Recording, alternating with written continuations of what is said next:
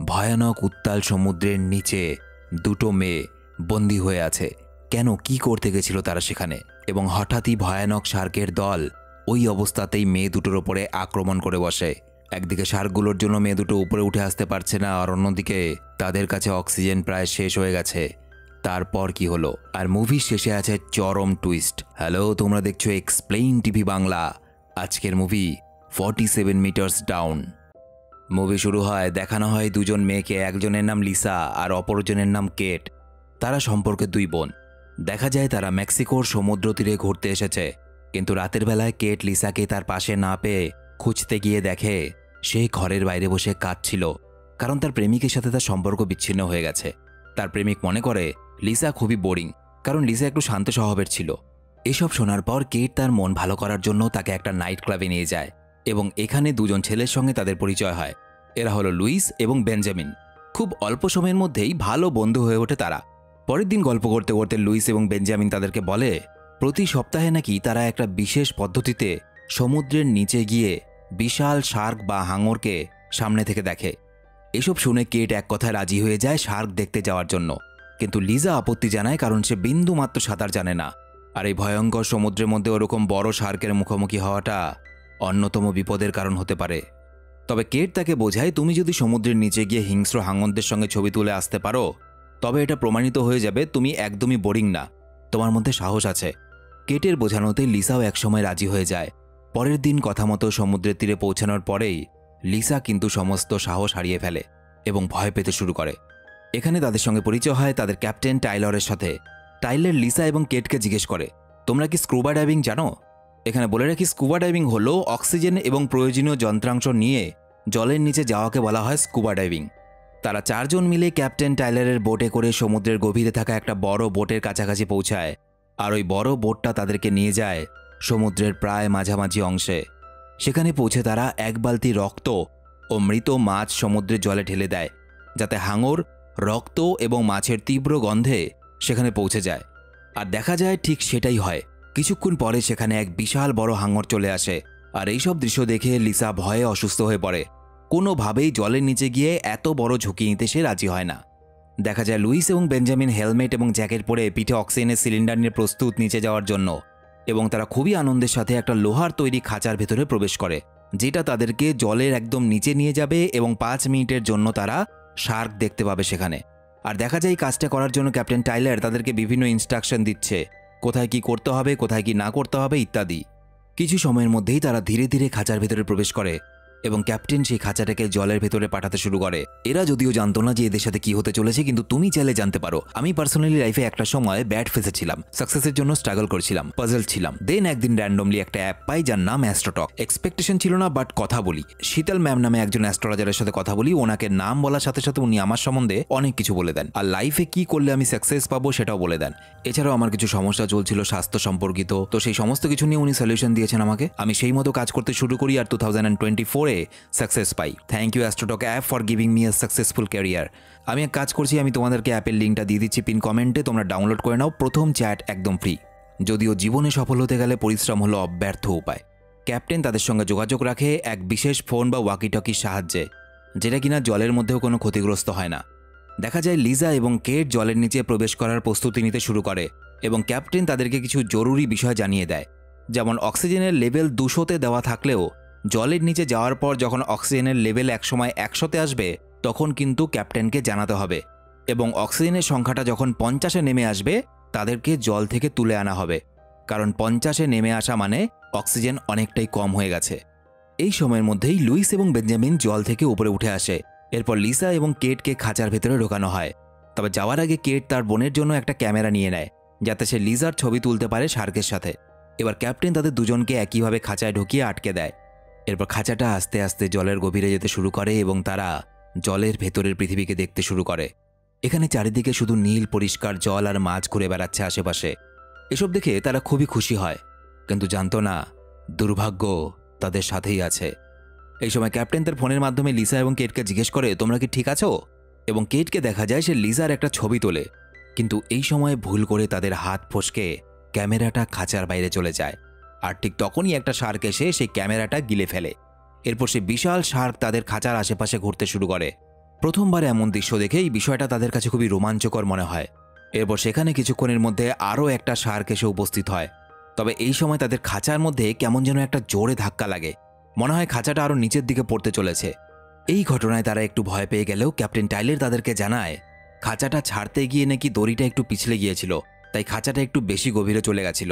তবে এই ঘটনায় লিসা এতটা ভয় পায় যে সে ওপরে যাবে বলে জেদ ধরতে থাকে। তাই ক্যাপ্টেন তার কথা মতো খাঁচাটাকে ওপরে টানতে শুরু করে।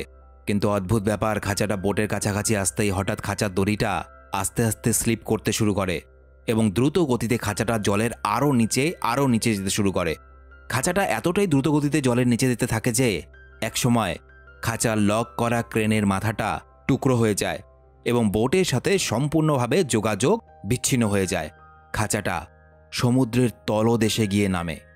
আর এই ভয়ঙ্কর ঘটনার সম্মুখীন হয়ে আতঙ্কে দুই বনি জ্ঞান হারিয়ে খাঁচার মধ্যে পড়ে থাকে।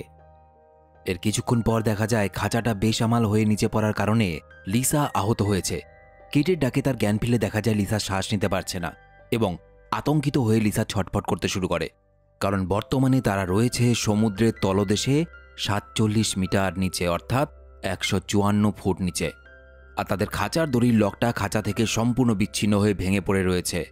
কেট সাঁতার জানলেও লিসা কিন্তু সাঁতার জানত না। তবে যাই হোক, নিজেদেরকে একটু সামলে নিয়ে তারা ক্যাপ্টেন টেলরের সঙ্গে কথা বলতে গিয়ে দেখে তারা যোগাযোগ ব্যবস্থার রেঞ্জের বাইরে চলে এসেছে। তবে বেঁচে ফিরতে হলে ক্যাপ্টেনের সঙ্গে যোগাযোগ করতেই হবে।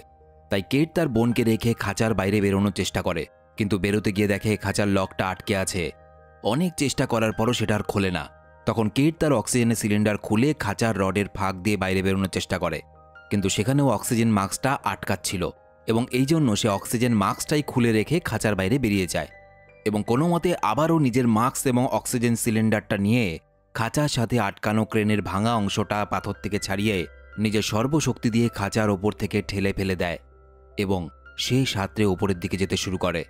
তার ওয়াটারপ্রুফ মাইক্রোফোনের সাহায্যে সে টাইলারের সঙ্গে কথা বলার চেষ্টা করলে সৌভাগ্যবশত কিছুক্ষণ পর ক্যাপ্টেন তার কথার উত্তর দেয় এবং ক্যাপ্টেন যখন জানতে পারে সে খাঁচার বাইরে রয়েছে, ক্যাপ্টেন প্রথমেই বলে, তুমি আগে যত তাড়াতাড়ি সম্ভব খাঁচার মধ্যে ঢুকে যাও, কারণ তুমি যে জায়গায় আছো সেটা প্রচণ্ড বিপজ্জনক। এটা শুনে কেট খাঁচার মধ্যে ফিরে আসে এবং কিছুক্ষণ পর তারা একটা আওয়াজ শুনতে পায়। আওয়াজটা শুনে তাদের মনে হয় এটা নিশ্চয়ই কোনো বোটের ইঞ্জিনের আওয়াজ, কিন্তু সেই আওয়াজটা আস্তে আস্তে দূরে চলে যাচ্ছে, অর্থাৎ হয়তো বোটটা তাদেরকেই খুঁজতে এসেছে এবং তারা জানেও না জলের নিচে কেট আর লিসা আছে। সুতরাং কেট তাড়াতাড়ি খাঁচার বাইরে গিয়ে আবারও তাদের ক্যাপ্টেনের সঙ্গে যোগাযোগ করার চেষ্টা করছিল, তখনই একটা বিশাল বড় শার্ক তাদের দিকে ঝাঁপিয়ে আসে। খাঁচার দরজা খোলার আগেই সেই শার্কটা সেখানে চলে আসে, কিন্তু শার্কের মুখে যাওয়ার আগে কোনো রকমে খাঁচার ভেতরে ঢুকে পড়ে কেট এবং এইবারের মতো বেঁচে যায়। এদিকে শার্কটা তার হাতের খাওয়ার এভাবে বেরিয়ে যাওয়াতে প্রচণ্ড রেগে যায় এবং খাঁচার রড সমেত এক কামড়ে ভেঙে দেয়। তবে খাঁচাটা মজবুত হওয়ায় সেটা টুকরো হয়ে যায় না। তবে এই ঘটনায় কেট আর লিসা একটা জিনিস পরিষ্কারভাবে বুঝতে পারে যে এই খাঁচাটা কিন্তু খুব বেশিক্ষণের জন্য নিরাপদ নয়। শার্ক যদি চায় এটাকে ভেঙে ফেলতেই পারে। এদিকে তারা এত কম পরিমাণ অক্সিজেন নিয়ে বেশিক্ষণ এখানে টিকতেও পারবে না। অক্সিজেন শেষ হলে তাদের প্রাণও শেষ হয়ে যাবে। আবার যদি তারা সাঁতরে উপরে উঠতে যায় তাহলে সেটা করতে হবে অনেক ধীর গতিতে, কারণ ক্যাপ্টেন বলে দিয়েছে যত দ্রুত গতিতে উপরে উঠবে তত কিন্তু তোমাদের মাথার ক্ষতি হতে পারে মস্তিষ্কের ভেতরে, এবং অক্সিজেনও কিন্তু দ্রুত শেষ হয়ে যেতে পারে। কারণ দ্রুত গতিতে উপরে উঠলে বেশি ঘন ঘন শ্বাস নিতে হবে এবং বেশি ঘন ঘন শ্বাস নিলে অক্সিজেনও শেষ হয়ে যাবে। তাই 5 মিনিট পর পর থেমে থেমে ধীর গতিতে যেতে হবে। কিন্তু এমনভাবে গেলে তো তারা খাঁচার থেকে বেরোনো মাত্রই শার্কের পেটে চলে যাবে। কি করবে তারা এখন? তারা বুঝতে পারে তাদের দুজনের মধ্যে লিসার কাছে 80% অর্থাৎ 20 মিনিটের জন্য অক্সিজেন আছে আর কেটের কাছে আছে মাত্র 30% অক্সিজেন। এই সময় হঠাৎ তাদের খাঁচা থেকে কিছুটা দূরে একটা টর্চের আলো দেখা যাচ্ছে না? তারা ভাবে যে জ্যাভিয়ার হয়তো তাদেরকে রক্ষা করতে এসেছে, কিন্তু টর্চের আলোটা এক জায়গায় গিয়ে থেমে থাকে, কোনো নড়াচড়া নেই।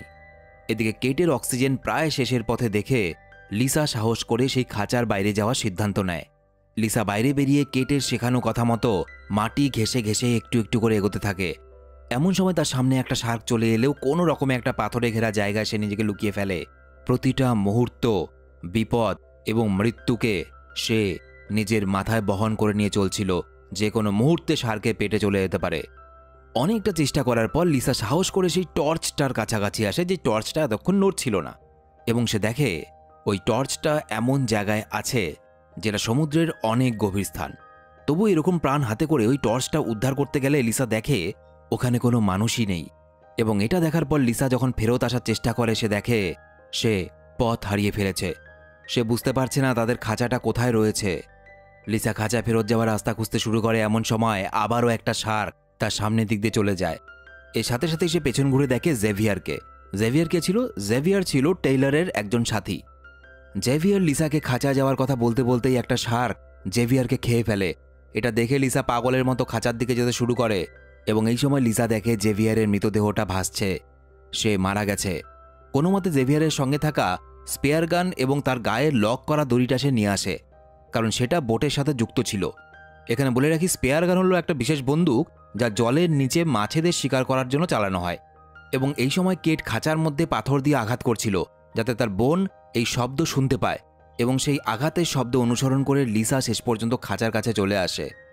খাঁচার ওপরে পৌঁছতেই লিসার হাতে আটকে থাকা দড়ির লকটা সে খাঁচার সাথে আটকে দেয় এবং সে টাইলারের সঙ্গে কথা বলার জন্য আবারও ওপরের দিকে যায়। ফোনে সিগন্যাল পাওয়ার পর ক্যাপ্টেন টাইলার লিসা সমস্ত কথা শুনে তাকে বলে লিসা খাঁচায় ফিরলে দ্রুত তারা খাঁচাটা জলের থেকে তোলার ব্যবস্থা করবে এবং লিসা কথা মতো খাঁচায় ফিরে আসে। এদিকে ক্যাপ্টেন টেইলার কথা মতো তাদের খাঁচাটা উপরে তোলা শুরু করে। তাদের খাঁচাটা একটু একটু করে উপরে উঠতে থাকলে দেখা যায় তাদের দুই বোনের আনন্দ যেন আর শেষ হচ্ছে না, কিন্তু তাদের কপালে দুর্ভাগ্য লেখাই ছিল। খাঁচাটা 28 মিটার উচ্চতা অবধি পৌঁছানোর সাথে সাথে খাঁচায় বাঁধা দড়িটা ছিঁড়তে শুরু করে এবং তারা আবারও পড়ে যায়। একইভাবে তারা পৌঁছে যায় 47 মিটার নিচে এবং এত উঁচু থেকে খাঁচাটা এবার পড়ার কারণে লিসার পা খাঁচার মধ্যে আটকে যায়। কেট চেষ্টা করেও সেটা ছাড়াতে পারে না। এদিকে তাদের অক্সিজেন খুব দ্রুত শেষ হয়ে আসছে। মাত্র 5% অক্সিজেনের সাহায্যে কেট কোনো রকমে জলের ওপরে গিয়ে ক্যাপ্টেনের সঙ্গে কথা বলে। ক্যাপ্টেন বলে আপাতত আর কোনো উপায় নেই, সুতরাং তোমাদের জন্য আমি জলের নিচে অক্সিজেনের নতুন সিলিন্ডার পাঠাচ্ছি। তবে অক্সিজেনের সিলিন্ডারটা চেঞ্জ করা কিন্তু প্রচণ্ড ঝুঁকিপূর্ণ, কারণ অক্সিজেনের মাস্ক খোলার সাথে সাথেই কিন্তু নাইট্রোজেন গ্যাস প্রবেশ করবে এবং যার ফলে মানুষ কখনো পাগলামি করা শুরু করে, আবার কখনো বিভিন্ন ভুলভাল দৃশ্য দেখতে শুরু করে, কাল্পনিক দৃশ্য। তাই তোমাদের দুজনকে সাবধান থাকতে হবে। এছাড়াও টেইলার বলে যে আমি একটা উদ্ধারকারী দলকে খবর দিয়েছি যারা জলের নিচে গিয়ে তোমাদেরকে উদ্ধার করে নিয়ে আসবে এবং ওরা আসতে আরও 1 ঘন্টা লাগবে এবং এই 1 ঘন্টা কিন্তু তোমাদের জীবনের সবথেকে ভয়ানক সময় হতে চলেছে। তাদের কাছে অক্সিজেনের সিলিন্ডার এসে পৌঁছায় এবং সাথে পৌঁছায় ফ্লেয়ার্স। ফ্লেয়ার্স কি? ফ্লেয়ার্স হলো অনেকটা তারাবাতি বা আলোর বাতির মতো। এটা সাধারণত রেস্কিউ মিশনের ক্ষেত্রে ব্যবহার করা হয় কিংবা এটার সাহায্যে হিংস্র জন্তুরাও ভয়ে পালিয়ে যায়। ইতিমধ্যে দেখা যায় কেটের আশেপাশে বিশাল শার্কেরা ঘোরাফেরা করছে। প্রথমে কেট মাটির কাছে ঝুঁকে থাকলে শার্কটা তাকে দেখতে না পেয়ে চলে যায়। এর কিছুক্ষণ পর কেট খাঁচায় ফেরার সিদ্ধান্ত নেয়, কিন্তু কেট মাথা তুলতেই এক নিমিষে একটা বিশাল শার্ক এসে কেটের ওপর হামলা করে দেয়। এই দৃশ্য দেখে লিসা ভয়ে কাঁদতে শুরু করে। এভাবেই কেটে যায় বেশ কিছুক্ষণ। লিসার কাছে অক্সিজেন রয়েছে মাত্র 4%, আর কিছুক্ষণের মধ্যে তার কাছে আর কোনো প্রাণবায়ু থাকবে না। তাই লিসা সিদ্ধান্ত নেয় যেভাবেই হোক এই পরিস্থিতি থেকে সে বার হবে। এরপর লিসা দেখে খাঁচার সামনেই ভর্তি অক্সিজেনের সিলিন্ডার পড়ে রয়েছে, কিন্তু তার পা তো আটকে রয়েছে খাঁচায়। সে হাত বাড়িয়ে কোনো মতে তার থেকে একটু দূরে থাকা স্পেয়ার গানটা টানতে যায় এবং এটা করতে গিয়ে তার হাত কেটে যায়। এবং হাত কাটার পর এখন অবস্থা আরও বেশি ভয়ানক, কারণ রক্ত জলে মিশলে সেই রক্তের গন্ধে শার্ক এদিকেই ছুটে আসবে। এরপর লিসা তার বন্দুক থেকে একটা তার লাগানো রড বের করে এবং কোনোভাবে সেটা দিয়ে সিলিন্ডারটা টানার চেষ্টা করে এবং অবশেষে সিলিন্ডারটা সে পেয়ে যায় এবং শ্বাস নিতে সক্ষম হয়। ওদিকে দেখা যায় কেট লিসাকে জানায় সেই শার্কের হাত থেকে সে প্রাণী বেঁচে গেলেও বর্তমানে তার আশেপাশে অনেকগুলো শার্ক আছে, তাই সে লিসার কাছে ফিরতে পারছে না। এবং সে আরও জানায় সে প্রচণ্ড আহত এবং এই কারণে তার রক্তের গন্ধে শার্করা তার দিকে এগিয়ে আসছে এবং একই সাথে শার্কের হামলার কারণে অক্সিজেনও লিক হওয়া শুরু করেছে। লিসা নিজের বিসিডি জ্যাকেটটা খাঁচার নিচে রেখে সেটাকে ফুলিয়ে খাঁচাটাকে ওপরে তোলার চেষ্টা করে, যাতে খাঁচার মধ্যে যে তার পাটা আটকে গেছে সেই পাটা বের করতে পারে। এরপর সে টর্চ হাতে নিজের বোনকে খুঁজতে খাঁচার বাইরে যায়। আরও কিছু দূর যাওয়ার পর কেটকে সে ভীত এবং আহত অবস্থায় খুঁজে পায়। এরপর শার্কদেরকে দূরে রাখার জন্য ফ্লেয়ার্স লাইট জ্বালিয়ে লিসা নিজের বোনকে শক্ত করে ধরে এবং একটু একটু করে ওপরের দিকে উঠতে শুরু করে। দেখতে দেখতে তারা 30 মিটার উচ্চতা অতিক্রম করে ফেলে। এদিকে টাইলার তাদেরকে সাবধান করে দেয় যে দ্রুত গতিতে কিন্তু ওঠা যাবে না, তাহলে তোমাদের মাথার মধ্যে নাইট্রোজেন জমা হওয়ার কারণে তোমাদের মৃত্যু পর্যন্ত হতে পারে। তবে সেখানে ভেসে থাকার সময় তাদের ফ্লেয়ার লাইটটা শেষ হয়ে যায়।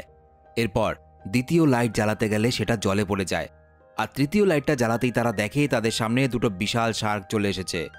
অনেকগুলো শার্ক তাদের ওপরে একসাথে হামলা করায় তারা কোনো মতে লাইটটার সাহায্যে তাদের সাথে এক ভয়ানক এবং অদম্য সাহসের লড়াই শুরু করে দেয়। কিন্তু ওই লাইটটা শেষ হওয়ার পর তারা আর কোনো উপায় না দেখে নিজেদের মাস্ক এবং জ্যাকেট খুলে যত দ্রুত সম্ভব ওপরের দিকে উঠতে শুরু করে। কোনো মতে লিজা তার আহত বোন কেটকে সাথে নিয়ে জলের ওপরে উঠে আসে এবং কিছুটা দূরে থাকা ক্যাপ্টেন টেইলর বোট থেকে তাদেরকে দেখতে পেয়ে তাদের দিকে দড়ি বাঁধা একটা লাইফ বয় ছুড়ে মারে, যাতে ওটার সাহায্যে তারা সাঁতরে বোট অবধি পৌঁছে যায়। কিন্তু তারা আহত থাকার কারণে তাদের শরীর থেকে বেরোনো রক্ত জলের মধ্যে মিশতে শুরু করে, আর এই রক্তের গন্ধে একটা শার্ক তাদের ওপরে হামলা করে। শার্কটা একবার কেটের পা কামড়ে ধরে, আরেকবার লিসার, কিন্তু তারা দুজনই শার্কের সাথে হার না মানা লড়াই করে যায়। এদিকে ক্যাপ্টেন টেইলর লাইফ বয়তে বাঁধা থাকা দড়ির সাহায্যে তাদেরকে টেনে টেনে বোটের মধ্যে তোলে। ক্যাপ্টেন টেইলর লিসাকে জিজ্ঞেস করে, তুমি ঠিক আছো? লিসা কেমন যেন অস্বাভাবিক আচরণ করতে শুরু করে, যেন সে একটা ঘোরের মধ্যে রয়েছে। এর কিছুক্ষণ পর যা দেখা যায় তাতে মাথা ঘুরে যায়, কারণ এতক্ষণ ধরে যা ঘটনা ঘটছিল সবটাই ছিল লিসার কল্পনা। আসলে নতুন অক্সিজেন সিলিন্ডার লাগানোর পর তার মস্তিষ্কে নাইট্রোজেন গ্যাস প্রবেশ করায় সে হ্যালুসিনেট বা কল্পনা করছিল, যে বিষয়ে ক্যাপ্টেন টাইলার তখন তাদেরকে সাবধান করেছিল। লিসার বোনের বেঁচে থাকা, তাদের দুজনের ওপরে শার্কের হামলা, তাদের বোটের মধ্যে ফিরে আসা, এই সব কিছুই লিসা ঘোরের মধ্যে কল্পনা করছিল। বাস্তবে দেখা যায় লিসা এখনও সেই খাঁচার মধ্যে বসে পাগলের মতো হাসছে, কখনো কাঁদছে, কখনো বা তার বোনকে কল্পনা করে বোনের সাথে কথা বলছে। আর এদিকে মাইক্রোফোনে ক্যাপ্টেন টেইলর চিৎকার করে যাচ্ছে লিজার ঘোর কাটানোর জন্য, কিন্তু লিজার কোনো ঘোর কাটছে না। এবং লিজার বোন কেট, সেই যে শার্ক তার ওপরে হামলা করেছিল, সে খাঁচার বাইরে ছিল, তখনই মারা গিয়েছিল। একসময় দেখা যায় অবশেষে রেস্কিউ টিম আসে এবং লিসার কাছে পৌঁছায়। তারা তাকে খাঁচা থেকে বের করে এবং আস্তে আস্তে ওপরে তোলা শুরু করে। লিসা বেঁচে যায়, তবে দেখা যায় লিসার পাগলামি বা ঘোর তখনও কাটেনি। আর এই মুভিটা এখানেই শেষ হয়ে যায়। তো এই ছিল আজকে শ্বাসরুদ্ধকর সার্ভাইভাল মুভির কাহিনী। ভিডিও কেমন লাগলো অবশ্যই কমেন্টে জানাবে। আর ভিডিও ভালো লেগে থাকলে শুধুমাত্র একটা লাইক করে দিও। তোমরা আমার সাথে সরাসরি কথা বলতে পারো ফেসবুক, ইনস্টাগ্রামের লিঙ্ক ভিডিও নিচের ডেসক্রিপশনে দেওয়া আছে। দেখা হচ্ছে পরের ভিডিওতে। সবাই খুব ভালো থেকো।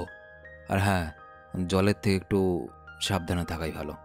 আজকের পর থেকে আর সমুদ্রে যাব না কখনো।